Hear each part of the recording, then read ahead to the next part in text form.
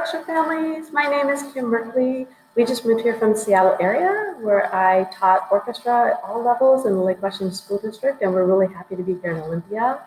A little bit about me, I'm a violinist. My husband is a trumpet player. We have two daughters, one is a cellist and one is a violinist, so we're a family of musicians. It's been really fun getting to know your kids these last few weeks. Please let me know if there's more I can do to connect with them. In this script, I put the scope and sequence for our class. If you're interested in knowing the overall plan, I'm beginning to get to know the skill level of your children, and so it may change a little bit as we go along this year. Please do let me know if you feel like your child is struggling or we're going too fast, or if your child needs more. Remote learning is actually a great opportunity to meet individual needs, so let me know if there's more I can do. As far as grading, so far at this point, we've been doing non-graded or participation grades. As we become more familiar with each other, hopefully gaining trust, I plan to move towards rubric grading. I will always give them a rubric ahead of time so they know what they're working towards. Of course, the goal is for them to know the process and learn the process. That's the most important part. But I also want them to play well for the assessment. So I will try the best I can to give them all the information they need before the assessments are due. I know that most students during orchestra have to play together.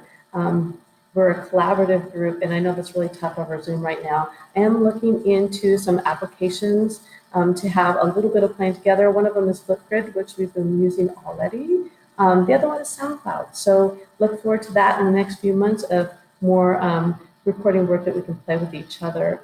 Schoology. Hopefully you've had a chance to see our Schoology site.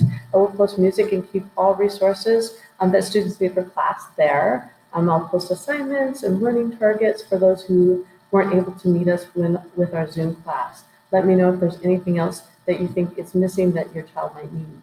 As far as classroom expectations and norms, I like to start each day with students saying hello. The preference is that their video's on and they wave and say hello. If not, they can also just say hi, or they can write it in the chat, whatever they're most comfortable with. It's tough for me to help students if I can't see them. The option to use video or not is theirs for Zoom, but I do need them to submit playing assignments in Schoology and Flipgrid so I can see and hear their playing.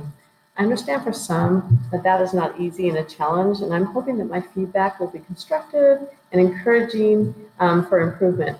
So far, I've been really impressed with the group, and I think they're sounding really great. During class, I usually give a little bit of time for them to work on the concepts that we've been working on. And so that's give them a chance to get immediate questions answered, or if I can help them. That time, of course, my preference is that video's on so I can see them working. And then at the end of class, we're going to come back together to do a reflection. I either ask them to write in the chat what they've been working on the last few minutes, or do a survey so that I can better understand what their learning is and make sure that they are understanding the concepts we're working on. As far as setting up their room at home for practice, that's pretty important. In class, I have control of setup, but I don't have it in your home, so I'm hoping you'll help me with that. It's really important that students have a place to practice that is quiet, away from other people disturbing them, and that they have room, and that they're set up correctly. So for violins and violas, that means having a stand, so they should be standing while they're practicing. For cello and bass, having an appropriate chair or stool that's at the right height. So sitting on the bed or sitting on the comfy couch is not the best place for practice, for posture and sound. So you can help me with that. Other things that they need is they need a music stand. So if they don't have one, you can let me know. I can let you borrow one from the school. That's really an important thing for them to have. The other thing that's really important, especially now, is a tuner and a metronome. Mine is a combination tuner metronome. You also can get them on a phone app.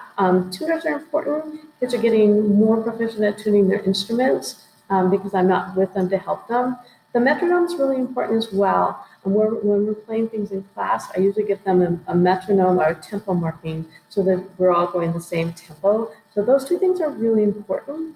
As far as other things, instrument in good shape, of course, pencil and a binder for their music. So setting up their space at home and getting their materials all together, I'd really appreciate if you'd help me with that. I'm hearing most instruments in tune, but if you need help, I'm here every day. So feel free to let me know if you need help with tuning or anything else. Just send me an email.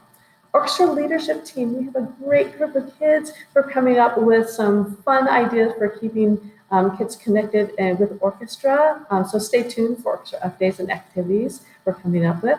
And then as far as contact, the best way to contact me is through my email. I welcome your emails anytime, and I try to get back to you as quickly as I can. And then I love that you would keep in touch with me, because it's really important for the progress of your child and just to let me know how they're doing at home. I look forward to the time that we can meet in person. But in the meantime, I'd love to talk with you over Zoom through conferences. So feel free to sign up with me so we can chat if you'd like.